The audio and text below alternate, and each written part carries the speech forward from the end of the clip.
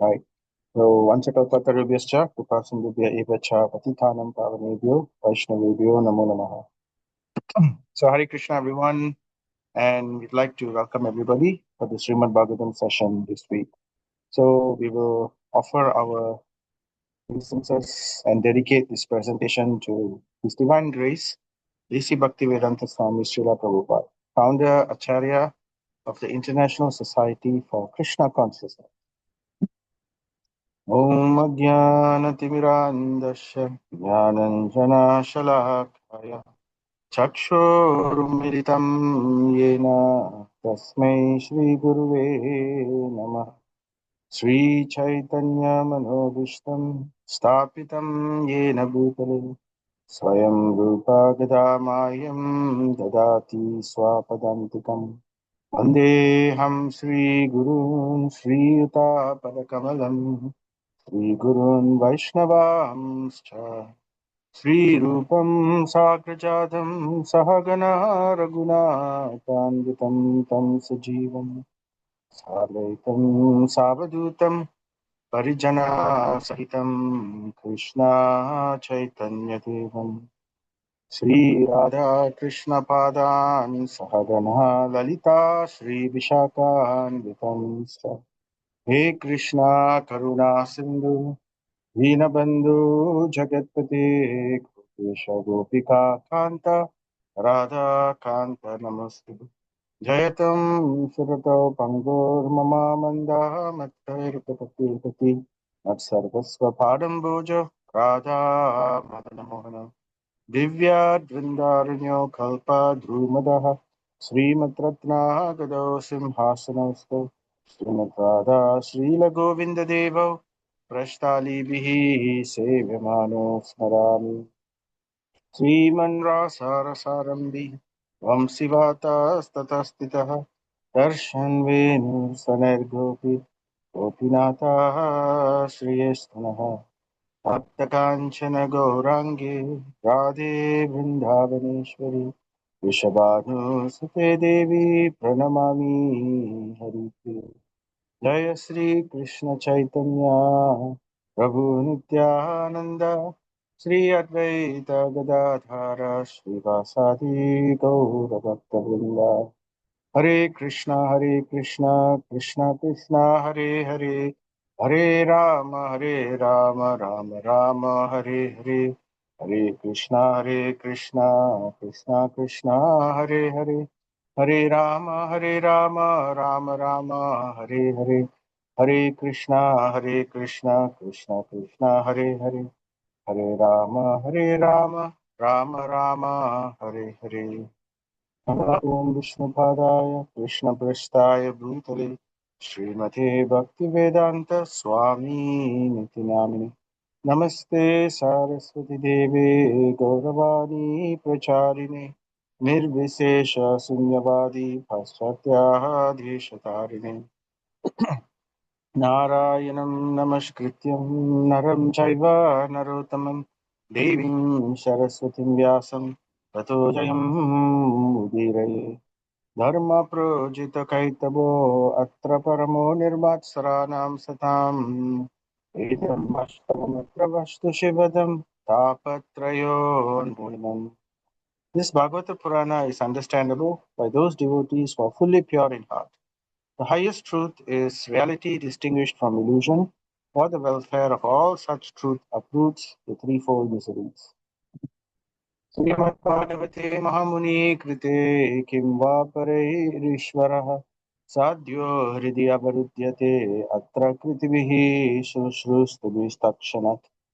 This beautiful Bhagavatam, compiled by the great sage Vyasadeva in his maturity, is sufficient in itself for God realization. What is the need of any other scripture?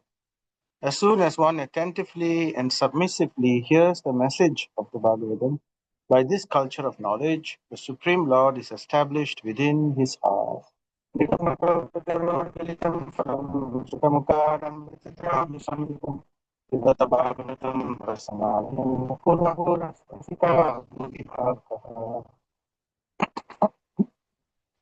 Nasta prayayeshu abhadreshu nityam bhagavata sevaya भागवते उत्तमश्लोके भक्तिर्भवतीर्नैष्टिकी इदं भागवतं नाम पुराणं ब्रह्म संहितम् उत्तमश्लोकचरितं चकार भगवान् ऋषिः निःश्रेयसाय लोकस्य धन्यं स्वास्त्यायनं महत्. This Bhagavatam is the literary incarnation of God, and it is compiled by Srila Vyasadeva, the incarnation of God, and it is meant for the ultimate good of all people, and it is all successful, all blissful, and all perfect.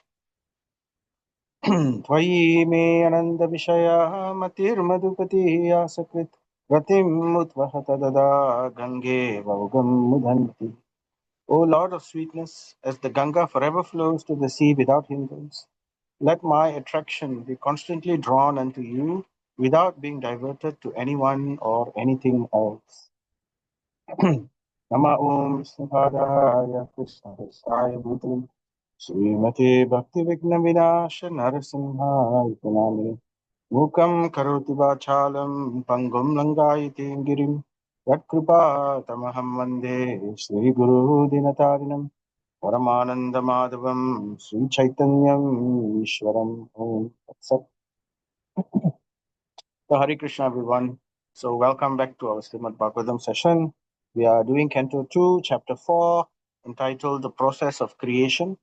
And this is now part 3 of this chapter.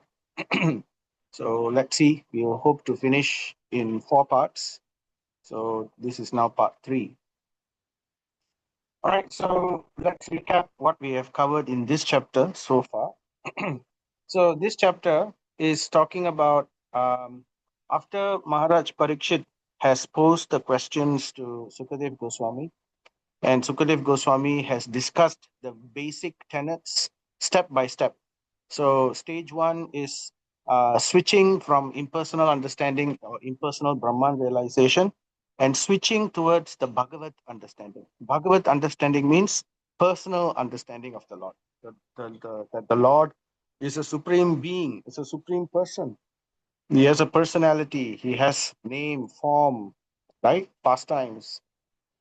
So that is Bhagavat understanding. So there cannot be any hope of success in spiritual life, no matter what kind of spiritual life, because there are all sorts of spiritual practices prescribed in the Vedic scriptures.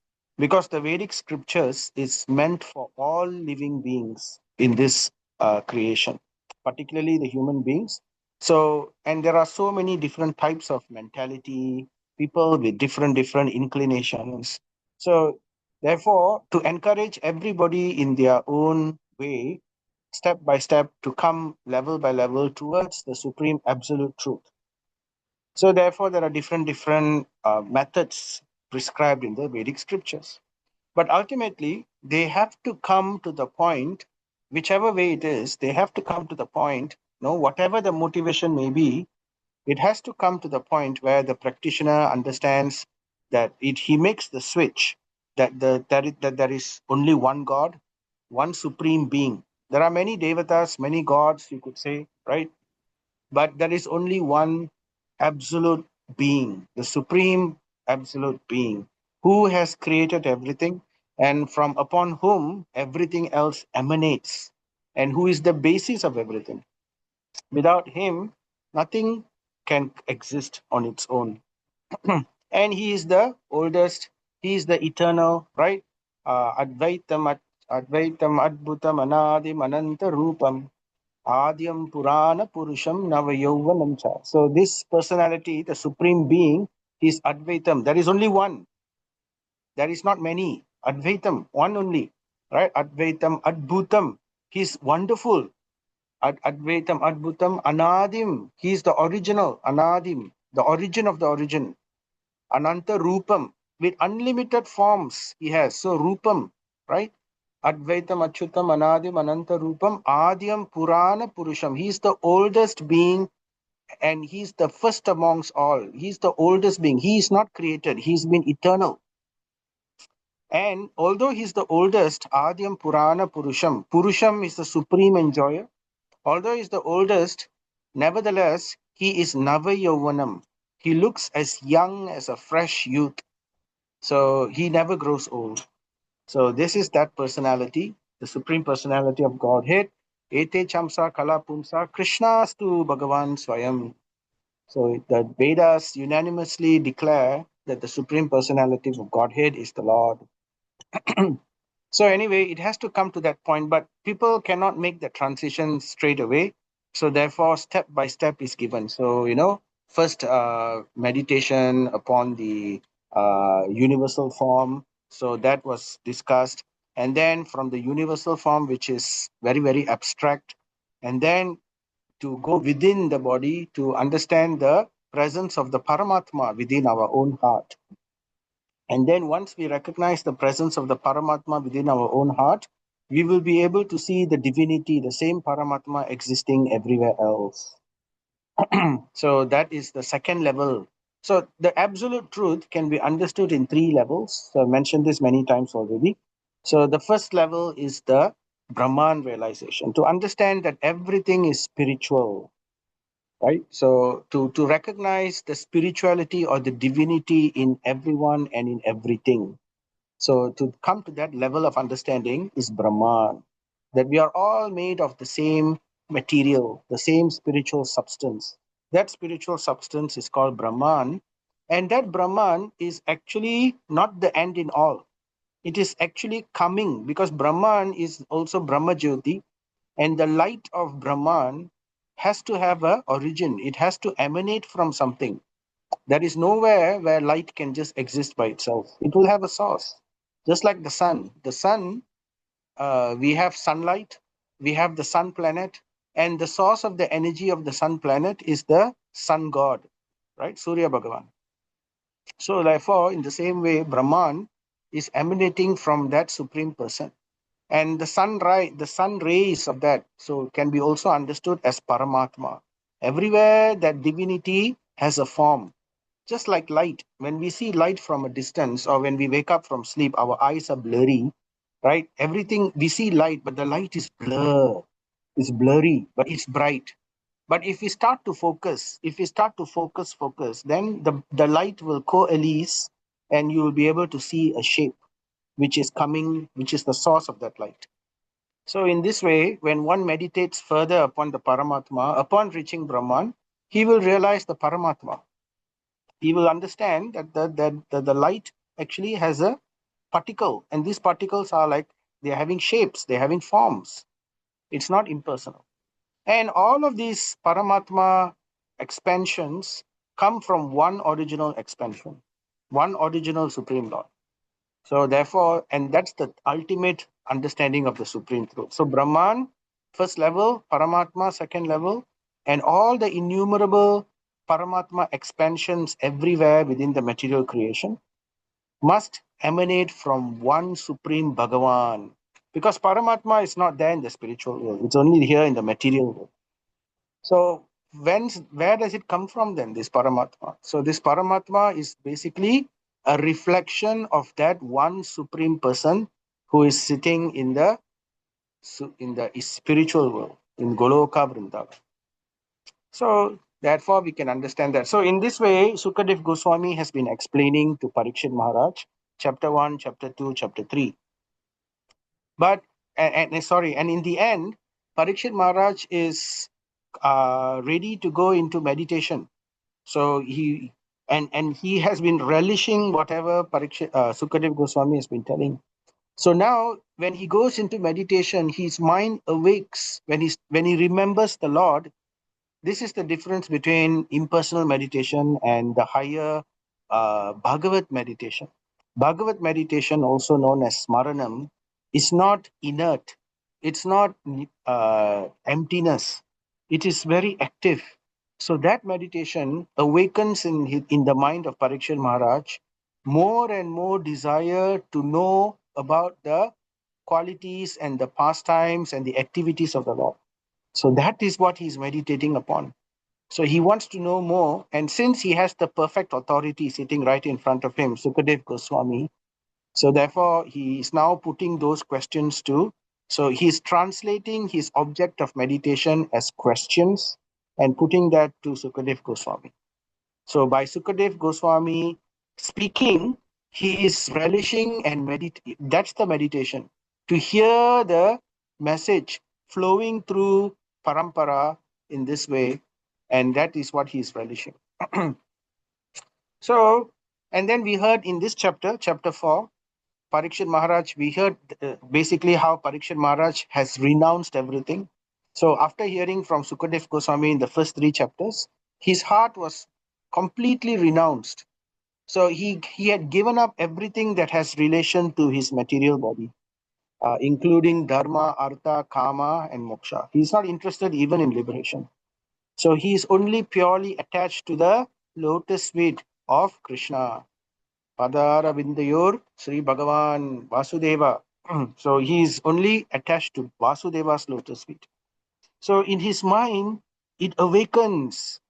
His mind completely awakens and he wants to know more and more. So therefore, we hear about this after this. So then he puts perfect questions to Sukadev Goswami. We can hear we can see, we heard previously from verses 2.4.5 all the way to 2.4.10, 5 verses of how wonderfully Parikshit Maharaj puts forth these questions to Sukadev Goswami. So basically, the etiquette is very interesting. How respectfully and not in a, because there are ways in asking questions. There are different etiquette to it. So one will ask questions with the understanding that they want to learn, not with a challenging mentality or not with the mood that they want to defeat another person or they want to show that this person is not very intelligent or whatever.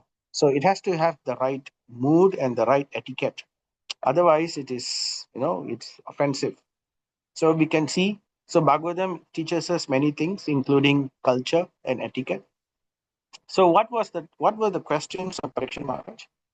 So he was, so basically, this is the perfection of Sravanam brings enlightenment. So he tells Sukadev Goswami, oh, why don't you tell me more? Because to hear, that is the perfection, right? And it brings, and hearing from you is effective because it is destroying my darkness of ignorance. It is bringing me enlightenment more and more. So please speak further, right? And what does he want to hear about? So Parikshit Maharaj is showing us the example. So it's not that we only choose to hear one single thing about Krishna. We want to hear about his Vrindavan pastimes or his Gopi pastimes or his Radharani pastimes. No. So we have to qualify ourselves before we hear about Krishna's intimate leelas. So the understanding is, the philosophy is, Krishna has, broadly you can categorize as spiritual energy, which is known as Bahiranga Shakti, and material energy, which is a reflection of the spiritual energy. So the reflection of that spiritual energy, which is the material energy, is called Antaranga Shakti. Uh, so sorry, the other way around. Bahiranga is the external. Bahir means external. Antar means inside. So Bahiranga is the material energy. Antaranga is the internal energy. So in other words, spiritual energy is Antaranga, material energy or Durga Devi is Bahiranga. Okay. So both of these, you can categorize it this way, but the philosophy is, for those who are conditioned beings, like we are conditioned souls, right? We are not yet ready to associate directly with the Hladini Shakti of the Lord.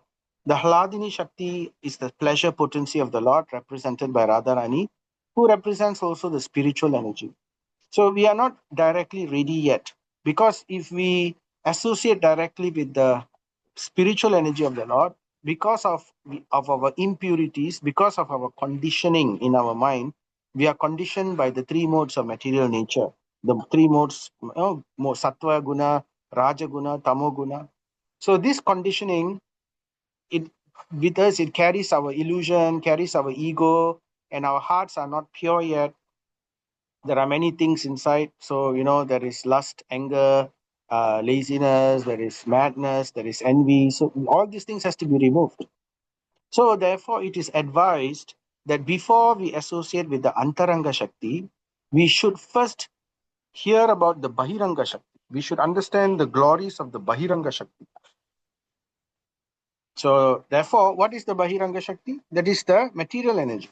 So in the material energy, the Lord associates the Lord has various pastimes in the material energy. So the material energy is understood to be the material creation, the world, the universe. So we have to understand the various things that the Lord does just to create and to maintain, and how he, keeps this going. So that is to understand this. So therefore, Parikshit Maharaj wanted to know about creation. He wanted to know how this material creation is made, how it is sustained, and how it is destroyed, or everything goes back into the Lord. And how is this? There is primary creation, secondary creation. So primary creation is to create the elements of the material universe, right? So we heard about that in our previous session. We heard about the Pradhan, the Mahatattva, right? And then after that, we heard about the Prakriti. So all of these things we heard previously. So therefore, creation, first, primary creation. So after creating the material elements, then the Lord empowers the various jivas to take up various cabinet position within his government in the material creation. So in every universe, there is like a government, like cabinet position, like a prime minister, and then with all. So Brahma is like the prime minister, and there are Indra and the various rishis, and all of them have all their positions to play. So the Lord uses all of these people to maintain and to sub-create and to sub-destroy. So therefore, that's called secondary creation. Especially we will hear about Brahma, how Brahma created the different uh, planetary systems. So that's all the secondary creation. So Parikshit Maharaj wanted to hear about all these things. So he's asking Sukadev Goswami. So we spoke about this to some extent in our previous session, why this is important for us to hear. Prabhupada gives extensive purports and giving us warning that we should go step by step, progress according to the Bhagavatam, and not jump straight away to the confidential leelas of the Lord, because in our impure state and we will commit offenses. We will not be able to understand why the Lord does in X in such a way, right? And it will create doubts in our heart. So therefore, we have to first purify our heart, going through by hearing about the Lord's interaction in the Bahiranga Shakti. So we have to know how great the personality of Godhead is. Because in the Bahiranga Shakti, the main aspect is awe and reverence, to understand the Lord's greatness. So once we know how great the Lord is, you cannot even imagine how great he is. In fact, the word used is achintya, it's incalculable, inconceivable. So we have to actually realize the depth of that before we are able to fully relish the intimate pastimes of the Lord. So we recap a little. Okay, before that, yeah. So, such a thing that the Lord's activities, the greatness of the Lord is so amazing, so wonderful, that even great personalities are bewildered. Even we heard this many times, right? Even in the beginning verse, so Tejo Brahma, in that verse, Janmadiyasya yato anvayaditaratas chartesu abhignaswarat tene brahma hridaya adi kavaye muhyanti yat surayaha. So even great personalities are put into illusion. Muhyanti yat surayaha. So, and they will not be able to understand. So if great personalities cannot understand, then how are we to understand? So there is a way to do that. There is a pathway. There is a science and a secret. So even great personalities, independently, they cannot understand the glory and the greatness of the Lord. They will become bewildered.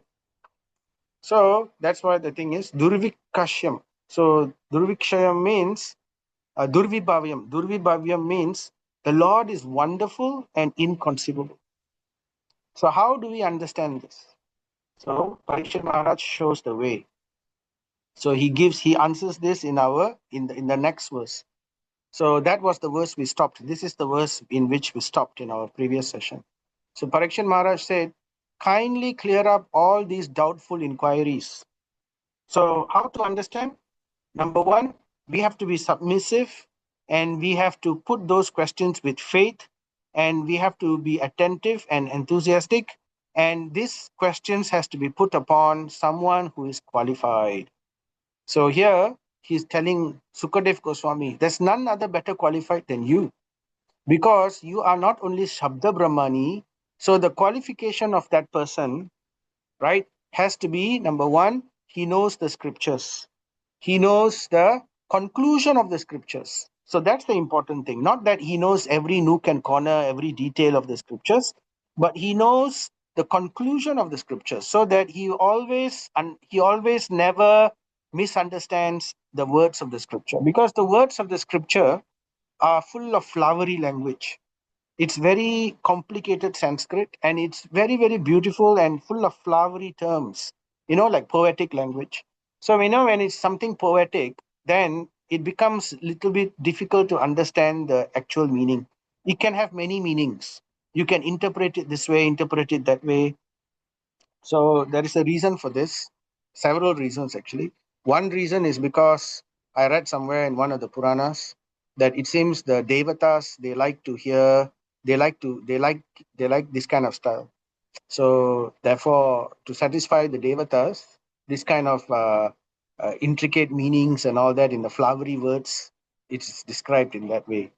And it's also other reasons. The other reason is to prove that these scriptures are not man-made.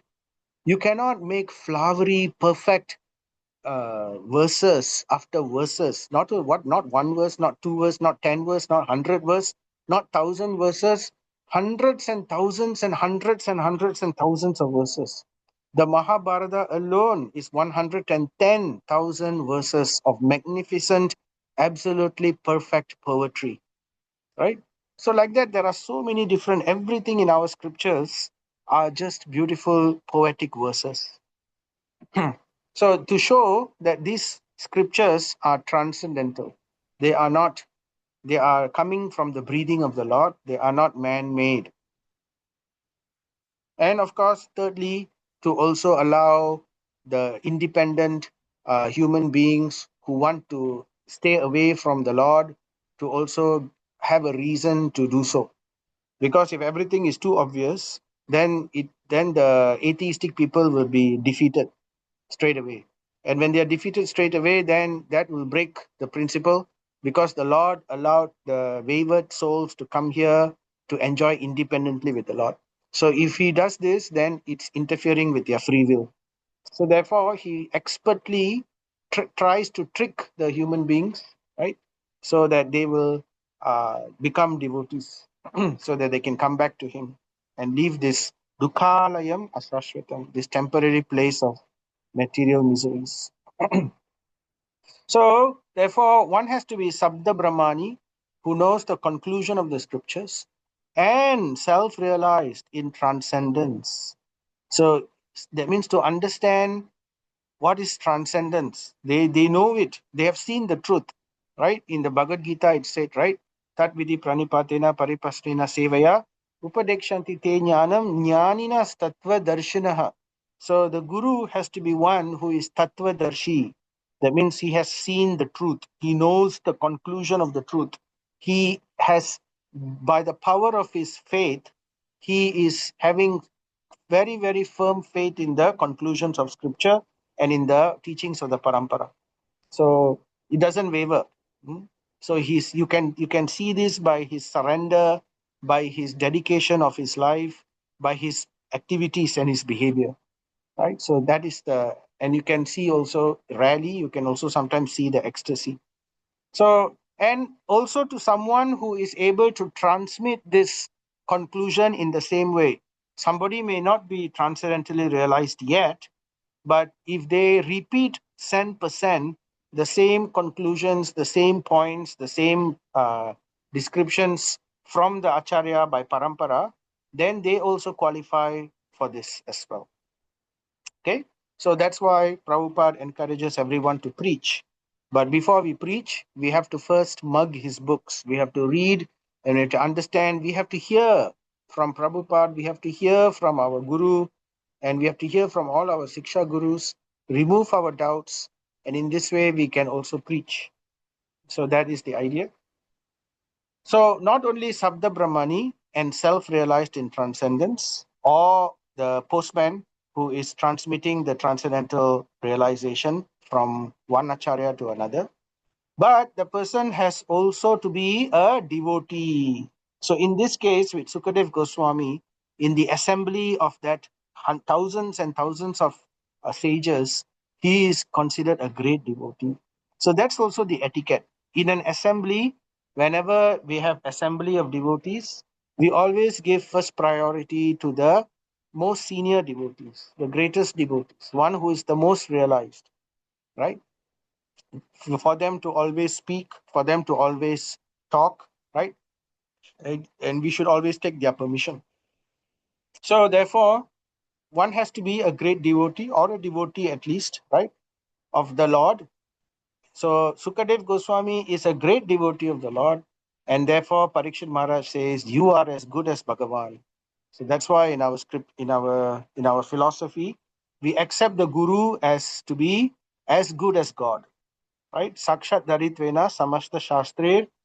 So therefore, Sakshat Daritvena Samasta Shastri. So all the conclusions of the scripture is is that the Supreme Lord and the Guru is non-different, because he is a direct representative of the Lord.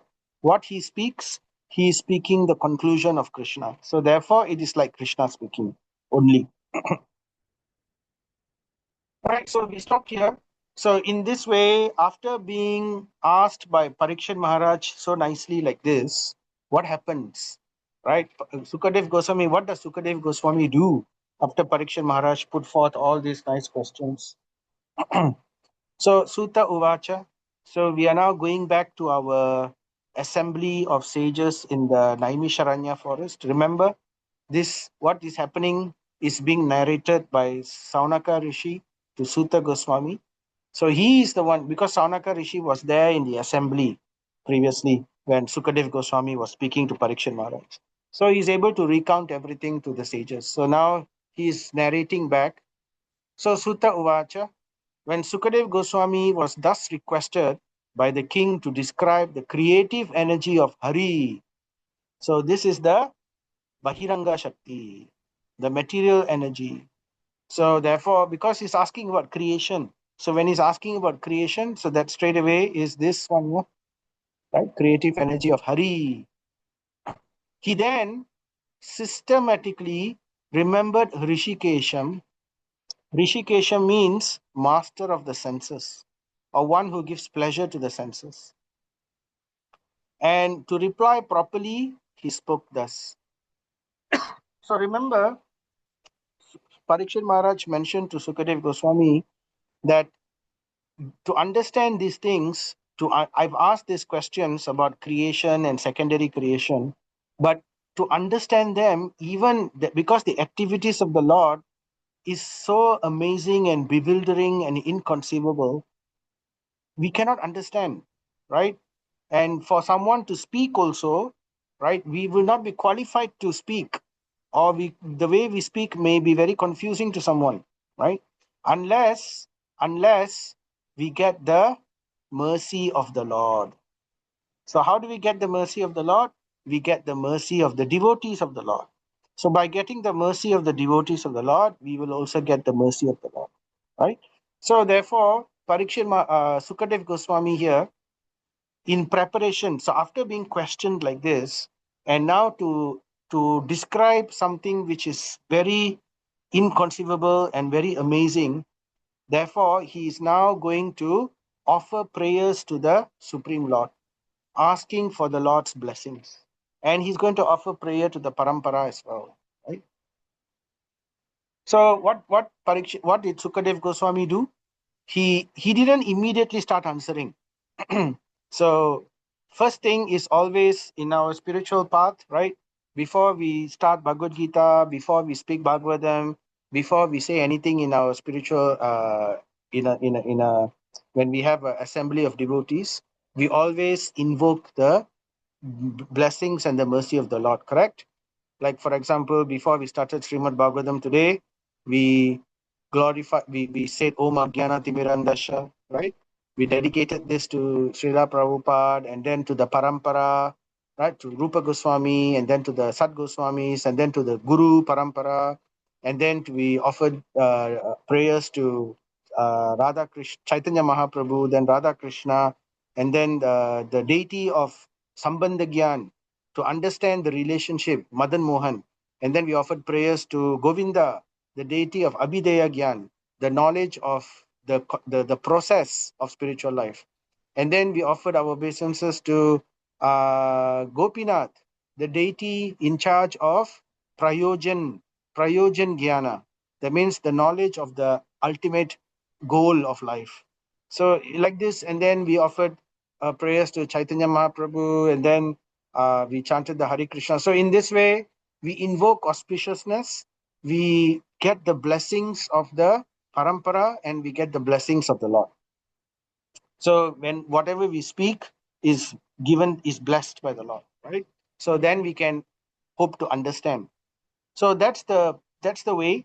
So therefore, Sukadev Goswami is also showing the same example. So therefore, he remembered the Lord directly, right? And he now, in order to reply properly, he first spoke thus. So we're going to hear what Sukadev Goswami does. So Prabhupada says here, one should always seek the permission of the Lord to act or to eat or to speak, and by the blessings of the Lord, everything done by a devotee is beyond the principles of the four defects typical of the conditioned soul. So we, the conditioned soul, we have four problems, four defects. In everything that we do, say, or whatever, we have four defects. If you remember, what are the four defects? The first defect is we have a tendency to be illusioned. No. First defect is I forgot the Sanskrit term, but the first defect is our senses are imperfect. We don't have perfect senses, right? You want to compare our seeing to the seeing of animals. Even animals have better sight than us. The eagle can see far away and he can see right through the water. And the owl can see in the dark. We cannot. So our eyes are very poor, and our hearing and our, in this way, all our senses are not very good. So imperfect senses. And then even if our senses are good also, right, we have our second problem. Our second problem is we have a tendency to make mistakes. So even if we are doing things correctly, right, we can make mistakes. So we see 6 and then we write 9 and then we hit our head. Ayya, why did I do that? So that is example of mistakes. And no, and then that's also illusion. So illusion that's the third defect. So even if we are very careful, we are not making mistake. Even if we try our best to see something or hear something, right?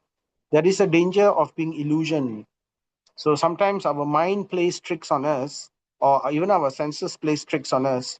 We all have seen mirage, right? And we have not seen the mirage, but we have heard of it. So mirage, like even we see reflection on water. When I was young, I near my school there was something like a short stream, and that stream was not moving at all. It was so stagnant. I didn't know it was a stream. So, and it looked, it was grown over by moss, everything. So I thought it was land. So we were playing, and then I thought it was land, and I stepped into it. I just sunk all the way up to the waist. So I was shocked because I didn't know. It looked absolutely like land. So therefore, again, so this is an example of how we can make our senses can be illusioned, right? To think that something is not. Like sometimes we may look at a rope and then we think it's a snake. So, or we look at a branch, and it turns out that the branch is actually an insect, which looks like a branch. So like that tendency to be illusion, that's our third problem. Our fourth problem is, even if everything else we manage to control also, the fourth problem is we like to cheat. So every human being has a tendency to cheat. The motive can be various things, either to save his ego, or to protect himself or whatever it is, but there is always a tendency to cheat. No one in this world can say that they have never cheated in their life. So, of course, Krishna is the greatest cheater, and so he's the ultimate in he's the ultimate in everything, right? So, but the point is, we have a tendency to cheat, so therefore we cannot trust. We cannot trust sometimes. That's why scientific inquiry is dangerous, because not everybody is, reporting accurately as it should be. So sometimes they are playing around with the data. Sometimes they add things, they subtract things, they change things. So just to get certain things passed off. So therefore, a tendency to cheat is there. So these are the 4 defects. So therefore, in order to ensure that we are what the message that we are passing is free from these 4 defects, we always need to seek permission of the Lord to act, right? To eat or to speak or to do anything important, actually, or what to speak of important, anything at all. So in other words, one should always remember the Lord. One should, in everything that we do, one should always remember the Lord. So it's a nice practice. So when we wake up in the morning, we can practice to remember the Lord. We can say Krishna's names as soon as we wake up, or we can remember our Guru Maharaj. So to help us remember, to remember Prabhupada. So therefore, to help us remember, we can surround our houses with, things which will, like pictures or devotional things, devotional music. Best is surround ourselves with devotees. So then we can automatically remember the Lord most of the time. So in this way, and then the Lord helps us further in chapter 15, chapter 13, how to remember him even more by looking at everything, seeing the world and seeing everything we can remember. So the idea is to remember the Lord in everything. So therefore, Sukadev Goswami, before he speaks, he's going to remember the Lord, and he's not only going to remember, he's offering Vandanam. Remember Vandanam? Vandanam is one of the 9 processes of devotional service. The 9 processes of devotional services are Shravanam, Kirtanam, Smaranam. Hearing, chanting, and remembering. And then Dasyam, Padasevanam first. And then comes Pujam or Archanam, worship. And then there is Vandanam. Vandanam means offering prayers. So selecting choice prayers and offering them with heartfelt emotion. So that is called Vandanam. So that's one of the ways of bhakti, pure devotional service. So therefore, Sukadev Goswami now is offering nice prayers. So it's nice for us also. We should also try to memorize some of these types of prayers, right? And here we have in Canto 1, we heard some prayers from Arjuna, we heard prayers from Kunti Maharani. So some of these famous prayers. So now we are going to hear famous prayers also, not so famous as Kunti Maharani's and Arjuna's, but nevertheless, nice prayers which we can try to remember. So Sri Shuka Uvacha Nama Parasmai Purushaya Bhuyashe Sat Udbhavasthana Nirodha Leelaya Ghigrita Shakti Tritayaya Dehinam Antarbhavaya Nupalakshya Vartmane. So this verse translation is Sri Shuka Uvacha. Let me offer my respectful obeisances unto Parasmai Purusha. So Parasmai Purusha means that supreme personality of Godhead, who for the creation of the material world accepts the 3 modes of nature. So he begins with the creation of this material world. So Parasmai Purusha is that supreme personality of Godhead who is Krishnastu Swayam Bhagavan. Parasmai means supreme, Purusha means personality of Godhead. So it's a form, it's a person. So he is remembering, in other words, Sukadev Goswami is remembering Krishna. Let me offer my respectful obeisances to him, who, for the purpose of creation of the material world, he accepts the 3 modes of nature. So we've already heard previously in Canto 1 about how the Lord comes as the different Purusha avatars. So in the material creation, right, he comes first as Karanodakashayi Vishnu or Mahavishnu, which he lies down, and from him an ocean of Karana emanates, and from the body of from the pores of his body, so many bubbles emanate. In each bubble is a universe. And then Karanodakashayi Vishnu, he becomes very small and enters into each of these bubbles. So he becomes very small, he multiplies himself, and he enters into each and every one of these bubbles. And when he does that, he is now called Garbhodakashayi Vishnu. Garbhodakashayi means because he is now lying in the ocean of birth. So who gets born in this way? Garbhodakashayi Vishnu is lying down, and from his navel, Brahma is born from the lotus, right? So therefore, the Lord is called Garbhodakashayi Vishnu. And Brahma performs secondary creation. He creates the upper planetary systems, the lower planetary systems, and everything. And then the material elements and the material creation and the jivas are also having embodied bodies. So the Lord then, he further expands himself and enters into Garbhodakashayi. Vishnu becomes even smaller, and he now enters into Shweta Dweep, where he lies down in the ocean of milk. And because he lies down in the ocean of milk, he's known as Shirodakashayi Vishnu.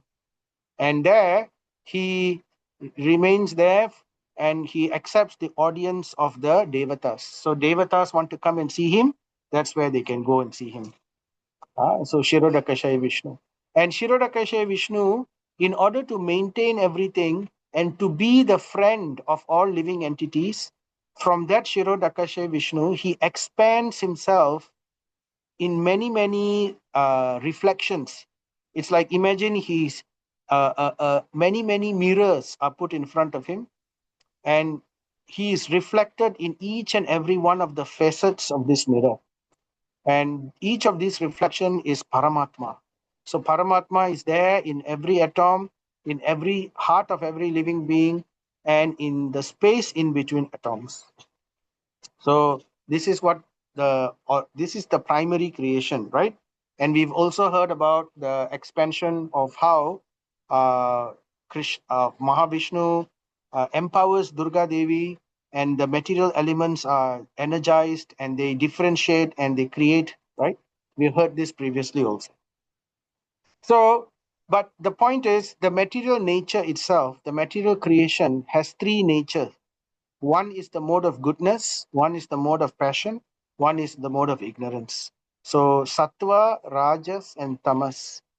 So the three modes of nature, right, which is material nature, in order to control and to be the deity of these three nature, the Lord further expands himself into what is called the guna avatars. Guna, the three guna. So the avatar of the three guna. So who are the three gunas? For the mode of ignorance, the Lord comes as Shiva, right? We've already spoke about Shiva in our previous session. We spoke about how Shiva is nothing but a transformation of Vishnu. So Vishnu, who is transcendental, when he mixes with the modes of nature, he is no longer Vishnu, he becomes Shiva. Just like how milk, when it mixes with culture, it becomes yogurt, no longer milk. But yogurt comes from milk, but milk doesn't become yogurt. Milk cannot become yogurt, but yogurt can but you can get yogurt out from milk. So in the same way, Shiva comes from Vishnu, but Vishnu cannot come from Shiva, right? Vishnu is separate. So we heard about Shiva. So Shiva is the Lord of the mode of ignorance. Hmm? So he's neither avatar in the strict sense of the word, but still because he comes from the Lord, right? Therefore, he is a transformation of the Lord. So he's known as Shiva Tattva. And Lord Shiva is therefore understood to be the leader of all the demigods, or the leader of all the devatas. Therefore, his another name of Lord Shiva is Mahadeva. So Deva means deities or devatas. Mahadeva means great. So the greatest of all the devatas. But Krishna is Deva Deva. He is the Deva of the Devas. He is the Lord or God of the Devas. And he is also Param Ishvara. So there is Maheshwara, who is Lord Shiva, great controller. But there is Param Ishvara, the supreme controller. That's Lord Krishna. So that's why we can understand. So therefore, for the creation of the material world, he accepted the three modes. So he comes as Lord Shiva. And sometimes when there is not a qualified jiva to take up the position of Brahma, sometimes he himself expands as Brahma. But in our universe, we have a jiva tattva who is Brahma, but he's also understood as a type of avatar of the Lord because he is taking up the role of controlling the mode of passion. So you could say he is a Satyavish in our universe. But still, we see Brahma as he's both Satyavish avatar because he's a jiva, but he's also Guna avatar because he is representing the mode of passion. And the mode of goodness, there is only one person who is qualified to be the Lord of the mode of goodness, and that is Lord Vishnu himself. So he maintains that as Shirodakashayi Vishnu, he is controlling the modes of nature within this unit. Right, so then Prabhupada says Krishna is the complete whole. So Bhagavad Gita 15.8. What is 15.8? There Krishna says that Purusha avatars are therefore his plenary expansions. He explains that in 15.8. So this is 15.8. Yasmat sharam atito aham aksharat api chottamaha ato asmi loke vedecha pratitaha purushottamam. Because I am transcendental, beyond both the fallible and the infallible, and because I am the greatest, I am celebrated both in the world and in the Vedas as the supreme person. So this is true, right? If you read the Vedas, everywhere it is Narayana, Narayana, Narayana. There is no other main deity mentioned. Everything is for the pleasure. So, or they will say Vasudeva. And there is Gopal Tapani Upanishad, which is from the Yajur Veda. And over there, it clearly says that Krishna is the origin of even Narayana. So therefore, it is all there. It's just that people sometimes don't bother to see into all these things. So therefore, right. So then, continuing, Sukadev Goswami says, he is complete. He is the complete whole. So I offer my respectful obeisances to this personality, who is the complete whole. Everything is complete about him, residing within the body of everyone. So he's referring here to the Paramatma, and his ways are inconceivable, achintya. So, therefore, there is a verse. So before that, Prabhupada says, Bhakti Yoga is the only process by which one can become competent to know him. So even though he is inconceivable, the great personalities cannot recognize and understand him. Even they can go into illusion about the position of the Lord. But the Lord can be understood and he can be appreciated by the process of Bhakti Yoga. So devotional practice of Bhakti is the only way to understand the Supreme Lord. There is no other way. Only by Bhakti the Lord can be purchased. He can be owned. So that's the only thing. So the Lord is complete. So this is also described in the Ishopanishad invocation mantra.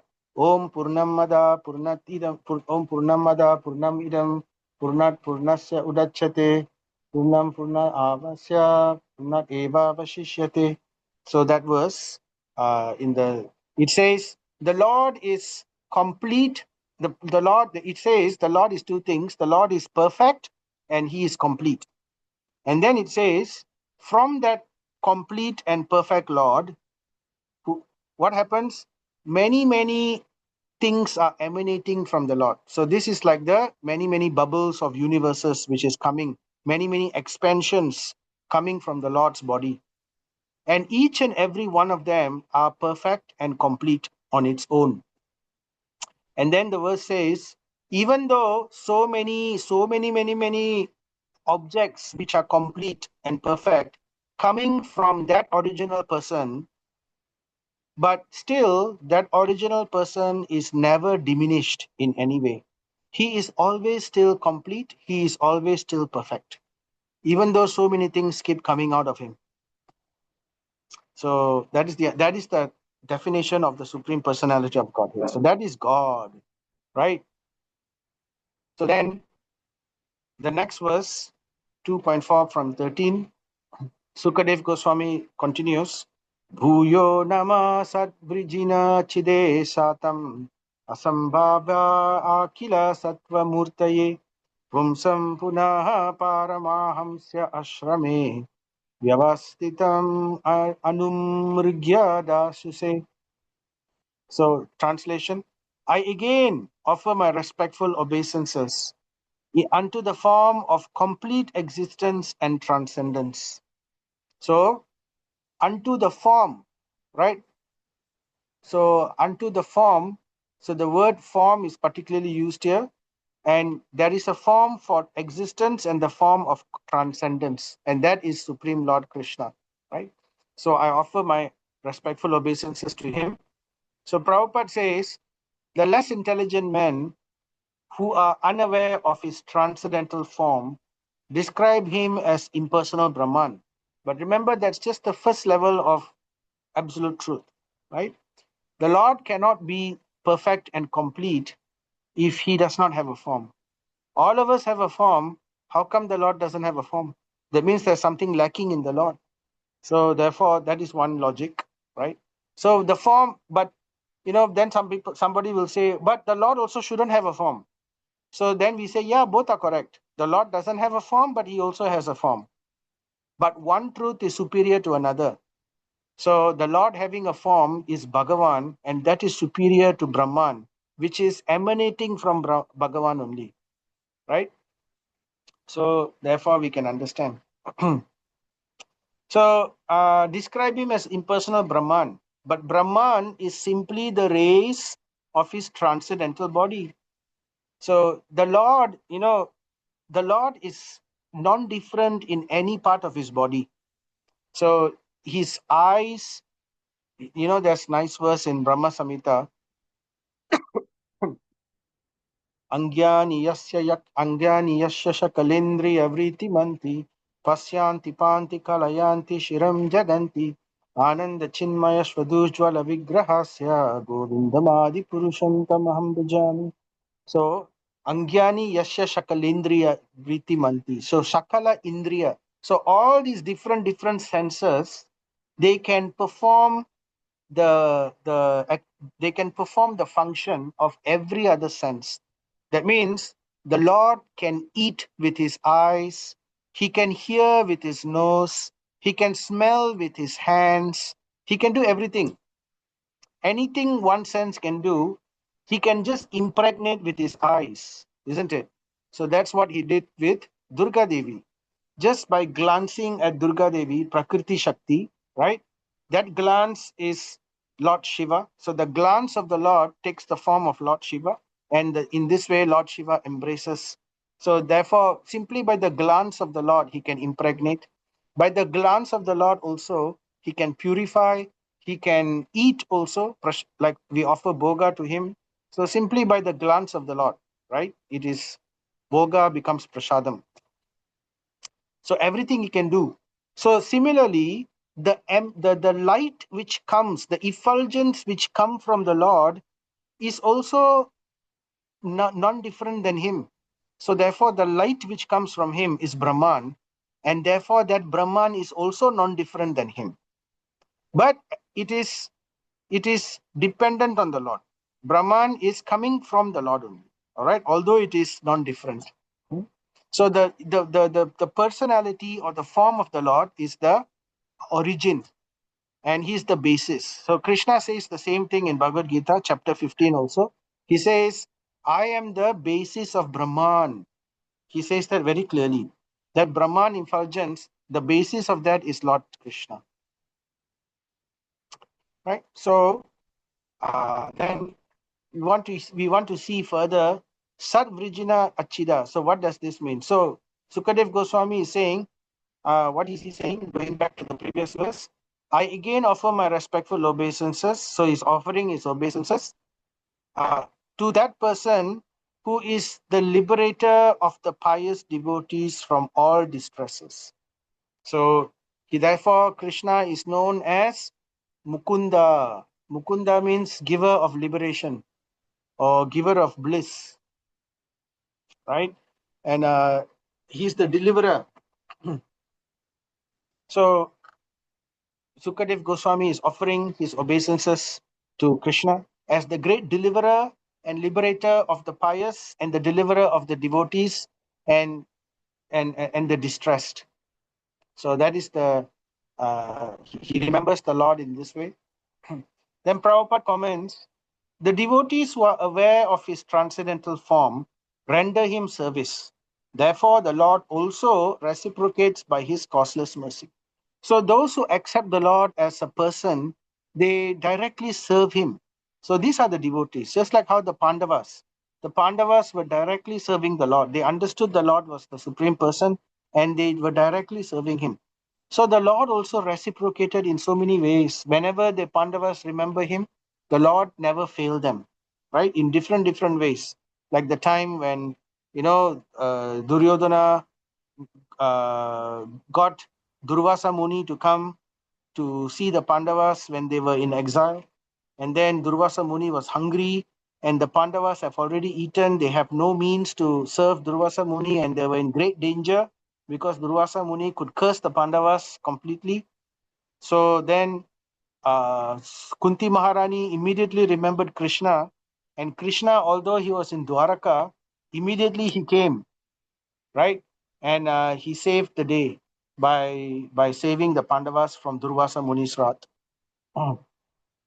So same thing in different places, Krishna has showed how he could save, even though he's far away, right? So the same thing with Draupadi. When Draupadi was being disrobed, Krishna remembered. She remembered Krishna, and Krishna immediately was present in the form of the sari, unlimited sari. Just like how Krishna is unlimited, the sari also became unlimited. So Krishna's incarnation as the sari. So in this way, the Supreme Lord reciprocates very beautifully. So here I'm showing a picture of Lord Krishna lifting the Govardhan hill. So in different ways, he's reciprocating. For each and every one of them, he is reciprocating. He is saving them from Indra's wrath. He is also lifting Govardhan and reciprocating with Govardhan directly. He is also satisfying the gopis and the residents of Vrindavan so that they can always see him 24 hours without blinking their eyes, right? So that is the Lord. So then, to continue, Sukadev Goswami says, I offer my obeisances to this person again and again, who is the destroyer of the further advances in atheistic temperament of the non-devotee demons. So in other words, Lord Krishna is the person who will always put a spoke in the wheel of the plans of the demons. So the demons or the atheistic people, their plans always will end in frustration and ruination. They will have different plans and ideas. Like Ravana wanted to do this, wanted to do that, or Hiranyakashipu wanted to do this or do that. So and even now also the atheistic people want to do so many different things, but they will find that in the end, all their plans, all their ideas, it all will meet with ruin because they themselves will be defeated. Either death will defeat them, or Krishna himself may come, or he may send an agent to defeat them. So, in this way, throughout the ages, not only this lifetime, but in different ages, for time immemorial, for different yugas, what to speak of ages, different yugas, divya cycles, since the time of creation, he is the one who has been saving the universe in different ways. So he is the destroyer of the further advances in atheistic temperament of the non-devotee demons. So therefore, the Lord always supports the devotees.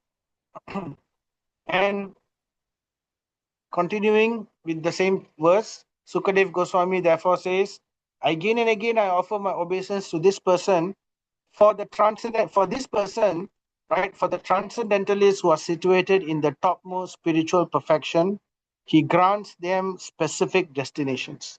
So Krishna is the one who grants them access to go to their destinations. So if somebody is a yogi and the yogi wants to go to this planet or that planet or to a higher planetary system, or if anybody wants to come to the spiritual world also, it is by the will of the Lord. So he is the one who allows them, right? So Krishna is the great enabler. Nothing, not even a blade of grass moves without the will of the Lord. So that's the understanding. So then, next verse 14, Sukadev Goswami continues. Namo namaste astu rishabhya satvatam vidura kastaya muhu kuyoginam nirashta samyati sayena radasha swadhamani brahmani ramsyate namaha. Translation. Let me offer my respectful obeisances unto him. Namo namaste astu. To him. Who is this him? To Rishabhya Satvatam. That means Rishabhya means the leader or the king, the chief, who is the uh, chief of the associates of the Yadu dynasty. So particularly the Yadu dynasties were referred to here by Satvatam, who is always a problem for the non-devotees. So earlier Sukadev Goswami also mentioned the similar point, how the Lord always breaks the plans and frustrates the plans of the demons. So therefore, he is here telling also again, the Lord is always a problem for the non-devotees. The non-devotees want to do so many things, but they are always defeated in the end because the Lord always breaks their atheistic plans. So how did he do that? In this case, when he came as Lord Krishna, directly as himself, he appeared in the Yadu dynasty. So in this way, he appeared as Krishna and he broke the plans of Kamsa, he broke the plans of Jarasandha, he broke the plans of so many other demons, right? Duryodhana as well also, he frustrated him. So this is what the Lord does. And Sukadev Goswami continues, he is the supreme enjoyer of both the material and spiritual worlds. So the transcendental position of the Lord is established here again and again. He is not an ordinary human being, right? He is a supreme enjoyer, not only of the material world, but also of the spiritual world. So spiritual world, he's there eternally, right? And to enjoy the material world also, he expands himself and comes in various incarnations. And in this way, he is the ultimate enjoyer. He is the Purushottama. Nobody is greater than him in that sense. So that's the job of God. What's the job of God?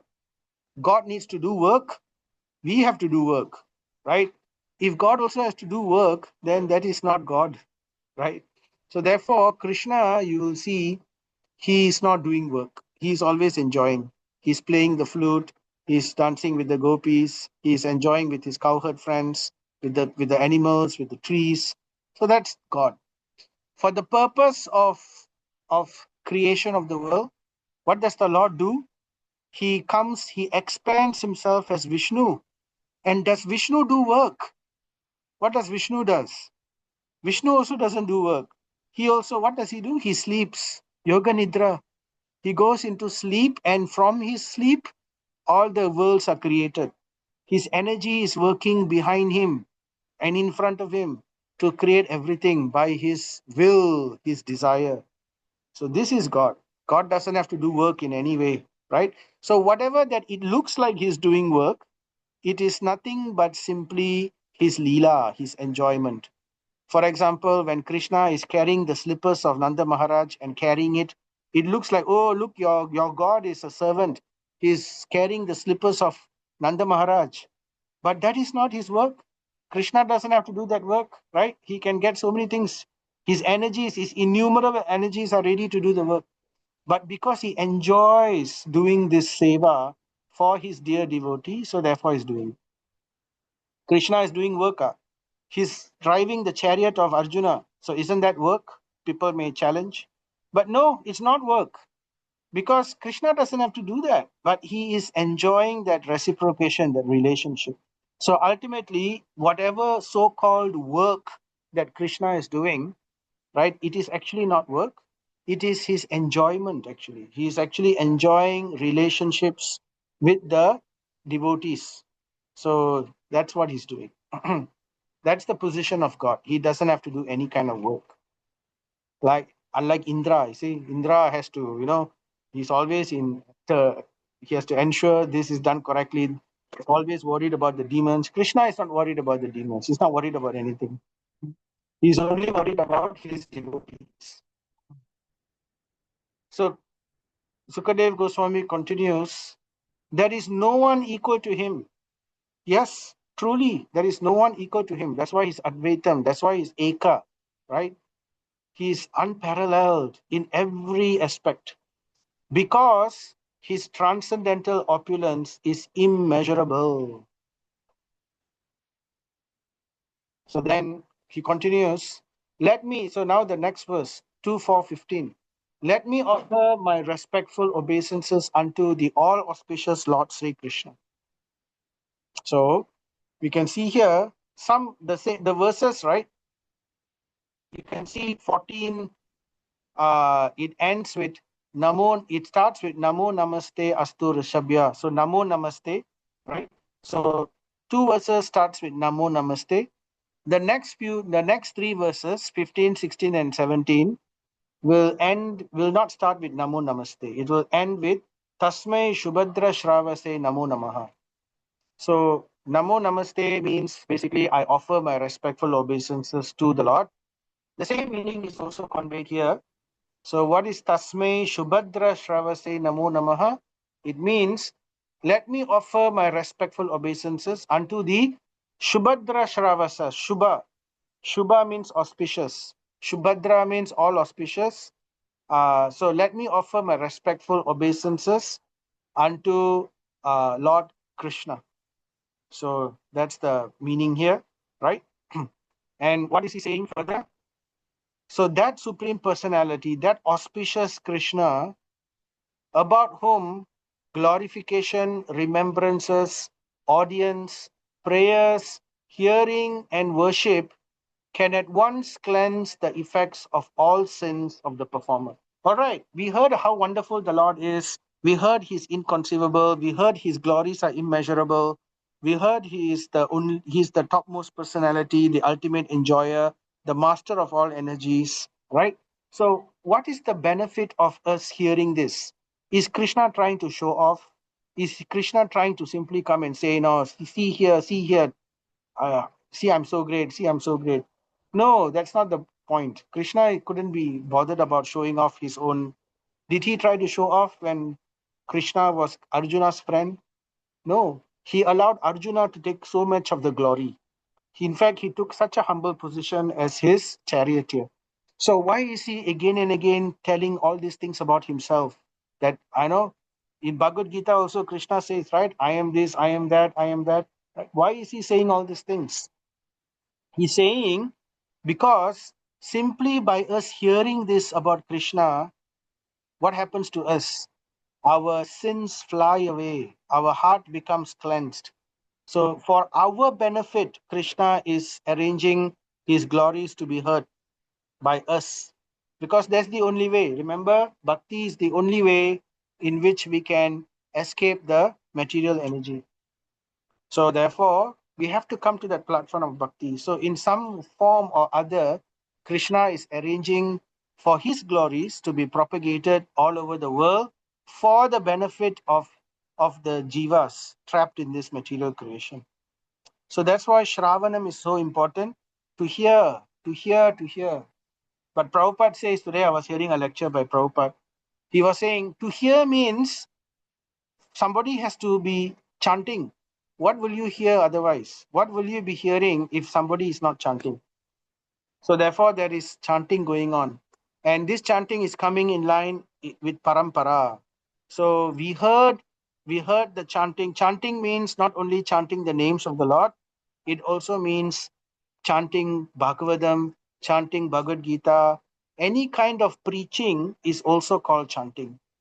Even Prabhupada goes as far as to say even book distribution is chanting, Harinam, he says, right? So because it's a form of preaching, so any kind of preaching is chanting also, right? So when somebody is chanting, because somebody is chanting, we are able to hear. So therefore it comes in the parampara. Evam parampara praptam evam raja rishiyo viduhu. Sa kaleneha mahata yogo nasta parantapa. So we do not know because we don't have the knowledge with us. So by parampara, we are able to hear. So can at once cleanse the effects of all sins of the performer. So that's the reason Krishna is doing. So Prabhupada makes a comment here. The devotees need not be disappointed in the physical absence of the Lord. Very interesting point, right? The devotees need not be disappointed in the physical absence of the Lord, though they may think of not being associated with him. So this is the Kanishta devotee. So the Kanishta devotee will think, oh, I'm doing so many things, but I'm not having the direct association of the Lord, right? So, but the Madhyam devotee, the second class devotee, will understand by knowledge, by tattva, that everything the Lord does, everything with relation to the Lord is the Lord also. So Prabhupada comments here. We must know definitely. Definitely means with faith. With faith means the Madhyam devotee, at least, right? That the Lord is present wherever such pure transcendental service is performed. So qualification is wherever there is pure transcendental service is performed, the Lord, we must have firm faith that the Lord is present. And thus the performer of the offenseless kirtanam has positive association with the Lord. So therefore, here's another point, offenseless. So we have to be offense-free in our seva. When we are hearing, when we are chanting, when we are doing pada sevanam, when we are doing archanam, when we are doing vandanam, when we are doing all these different articles of the devotional activities, right? Very, very, very important is we have to be offenseless. So that is that, and it has to be pure also. Pure means that we don't have ulterior motives. Our motive is only one and one only. It is to please Guru and Krishna. No other motives. So that is pure seva, right? And it should be offenseless. So how to become offenseless? Before we get to that, so let's talk about this first. Similarly, remembrance and prayers also can give us the desired result. So Smaranam, Vandanam, all of this is part of the 9 processes of devotional activity. So any of these processes, I mentioned previously also, right? Krishna tells the gopis why in the 10th canto, he actually tells the gopis why he doesn't reciprocate directly with his devotees. So I mentioned that, so I'll just say the gist of it again. So basically, he does this for several reasons. One reason is he wants to defeat our pride. He wants to, because the moment we think that Krishna is reciprocating with us, what will happen to us? We will become very proud. Oh, Krishna is directly with me. He's not with anybody else, but he's with me. So I'm special. So the gopis also thought that way. In the rasa dance, that's what happened, and the Lord immediately disappeared from their view, right? So therefore, anyway, later on, the Lord tells the gopis that this is the reason I don't directly reciprocate sometimes until they come to a level where they are free from all material impurities. So that's what he did to Narada Muni also, right? If you remember Narada's pastimes in Canto 1, right? He was a young boy in his previous life, and his mother passed away, and then the Bhagavatas came and preached to him, and they purified him, and he got their blessings. And he spent his life performing devotional service as prescribed by the Bhagavatas. He did meditation. He was remembering the Lord, and he was trying to see the Lord as Paramatma. And then the Lord, very briefly, he appeared in front of him, very briefly, just for a few seconds, and then he disappeared, right? And So it took so long for Narada Muni to get the reciprocation with the Lord. And even then, it was for a very, very brief time. And then the Lord spoke to Narada Muni, don't be disappointed. I am doing this purposely. So therefore, we understand the Lord does this for several reasons. One reason I've already mentioned, and that is to defeat our pride and to make us humble, to keep us humble. This is for the Kanishta devotees and those who are not yet transcended the three modes. So even Madhyam devotees, those who have not yet crossed the three modes, who have not attained liberation, the Lord follows this strategy. Of course, here and there, he will reciprocate in different ways, right? The more we become purified in our heart, the more we are able to hear the voice of Paramatma in our heart. What is the voice of Paramatma? The voice of Paramatma is our conscience, right? Krishna gave us all a conscience. Krishna is that conscience. He is directing us, don't do this, don't do this, do that, right? But because our hearts are full of nonsense, the voice of our conscience becomes distorted and very muffled, so we cannot hear it. But the more we become purified by devotional practice, the voice of our conscience becomes very clear. So and Krishna will guide, right? So one is to keep us humble. A second reason is to increase our attachment. So this is the reason he disappeared from the gopis also. To teach, using the gopis to teach externally that we all need not be disappointed if the Lord doesn't directly reciprocate by his presence in front of us, right? But it is also to teach that the second reason is to increase our attachment, because we have to remember the Lord at the time of death. Unless our attachment is very strong, we will not be able to remember the Lord at the time of death. So that's the whole process of devotional service, to increase and increase and increase our attachment to the Lord. So the Lord helps us, right, in these various ways by disappearing from will. And in this way, he's like teasing. It's like teasing, like when you want to catch a fish, like it's a mundane example, excuse me for that example, but the point I'm trying to say is when people are trying to catch a fish, when they go fishing, they use a rod, right? The rod, and then they throw the bait. So they, whatever bait, the fish bites, and what happens, they allow the fish to pull the bait. So and then after that they reel back the fish, and then allow the fish to run away again, and then pull it back, and then allow the fish to run away again, and then pull it back. So in this way, little by little by little, the fisherman, the person is drawing the fish closer and closer to him. So in the same way, the Lord is doing. He will appear. He will only appear for those who are liberated, right? But he can still appear in different ways. Our faith will grow. As our faith grows, we begin to see the Lord everywhere. We begin to see the deity as the Lord himself. We begin to see the holy name as the Lord itself, right? Therefore, our attention becomes greater when we chant the holy name, and our service to the deity also becomes greater when we serve the deity, right? So in this way, he's increasing our attachment. So that's one of the things. There are other reasons as well, but we will not go into that too much today. So let us put here. So similarly, remembrance and prayers can also give us the desired result if they are properly done under expert guidance. One should not concoct forms of devotional service. So this is very careful, right? We must not imagine our own devotional service.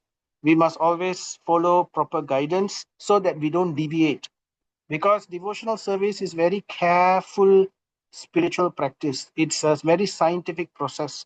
Little bit you deviate, you will get a different result. You will not get the exact result which was intended. So we have to follow exactly. So how do we follow exactly? So for all of this, we have to hear. So Prabhupada says, hearing therefore is essential in order to keep oneself strictly on guard against such pitfalls of sins. Okay, so that's the key. So here, always it all boils down to hearing, chanting, hearing, chanting, hearing, chanting. It always boils down to hearing and chanting. So long as we are hearing and chanting, our spiritual life is very, very strong. Nothing can harm, right? Maya cannot affect. So that is the point. And the more we hear and chant, the more we make advancement in our spiritual life. And very quickly, within this life, we can achieve. Everything else that we do in our devotional service, in our ISKCON society, is meant to increase our hearing and chanting. It is meant to develop our attachment to hearing and chanting. So this should always be the yardstick, right? Are we having taste? Are we doing sufficiently enough of this, right? Are we being attentive to this? So that is always the checklist we should have. So, and then, yeah, so this is the next verse already. Maybe I stop here today, right? So today we stop at verse 15. So we will, there's a few more verses. Sukadev Goswami will continue these prayers. This is one type of prayer. It all ends with Tasmai Shubhadre Shravasa Namo Namaha. The next two prayers will also end with this way. And then after that, he'll go to a different type of prayer.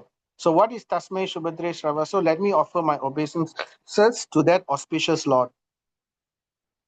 And then later, he will start to change his prayers a little. So it's nice that we can hear this type of prayers. We can try to remember some of these prayers which resonate in our heart, right? So many prayers are there, right? So when we come in front of the deity, what should we do in front of the deity? Whenever we see the deity, we should always offer prayers. So it's nice, it's especially very pleasing to the Lord when we offer prayers which are bona fide. So which are repeated by, which we repeat, spoken by great personalities.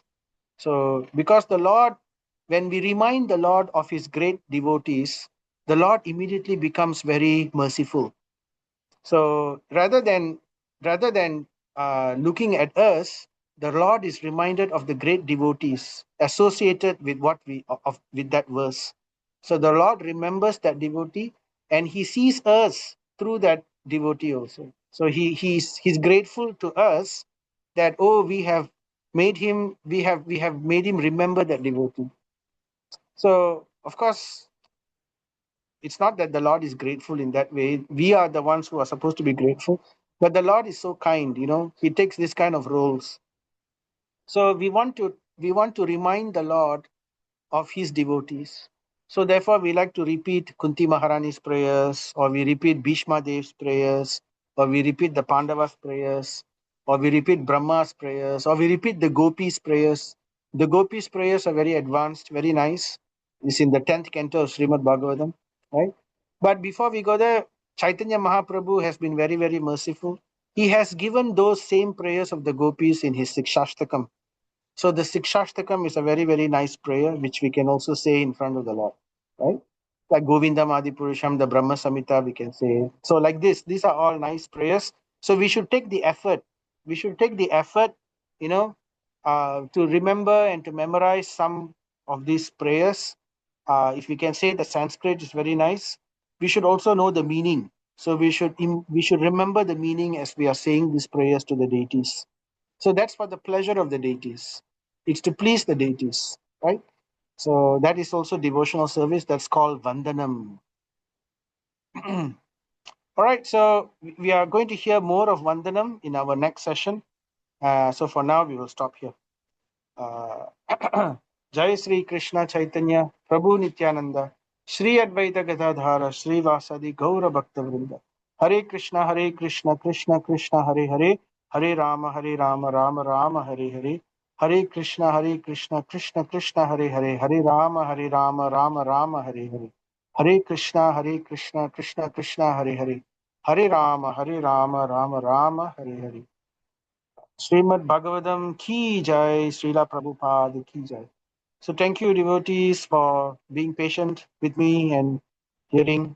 So any questions or any comments, happy to answer.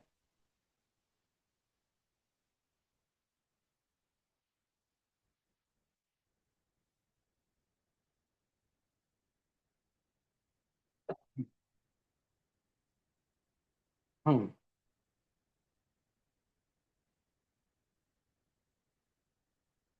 Right?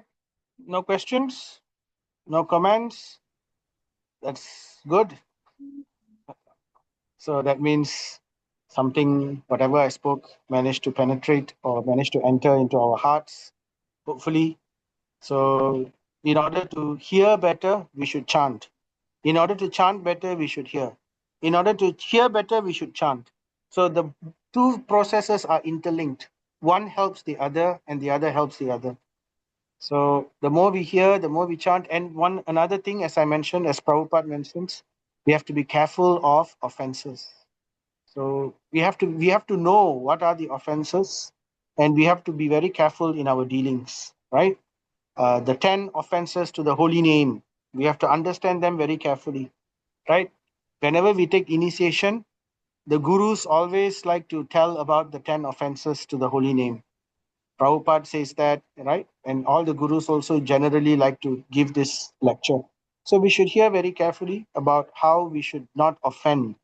Because even if we do all these things, we will not get the taste if we commit offenses, right? So we have to be careful. What's that verse? Jnana mugdasya jnana neha. Yeah, I forgot that verse. Neha. Anyway, it goes Hridarbalyam cha parado asat Krishna tattva vibhramaha. There are four things which disturb us in our spiritual life. One is weakness of the heart, Hridarbalyam. The other one is aparad. Aparad is the main issue. And the third one is asat Krishna. That means we are interested in things other than Krishna. We are interested in other things besides Krishna, which is our material attachment. And the fourth thing, which is called tattva vibhramaha, improper understanding of spiritual truth. So all of these are interlinked to each other, especially the aparad and the tattva vibhramaha is the most important. So why do we perform aparad? Why do we perform? Why do we have weakness of the heart? Why do we have attachment to other things? Because we don't have the proper understanding or the proper realization in our heart. So therefore, tattva vibhramaha, improper understanding or not appreciating the philosophy properly. So that is something which we cannot take lightly. So until and unless, One more left on this is the hostel. so This one until and use, I think one time. I just mute. So until and unless we are able to hear properly, then only we will be able to control our chanting better. And together with this, we will be able to remove our attachment to material things. And at the same time, we will avoid aparat, because first we have to know what is aparat. Then we have to be convinced about this aparat. Then we have to watch ourselves, right? And then in the same way, our weakness of the heart, our spiritual faith will grow, our strength will grow. So then the weakness of our heart is removed. So therefore, once again, hearing and chanting is essential, right? All right, so I think I've spoken enough today. So we'll end here, we'll stop here. Thank you very much, devotees. I'll see you all again. Hare Krishna. Thank you, Prabhu. Prabhu. Hare Hare Krishna. Krishna. Hare Krishna, Prabhu. Thank you very Hare much. Krishna. Thank you. Prabhu. Hare Krishna. Hare Krishna. Where is that?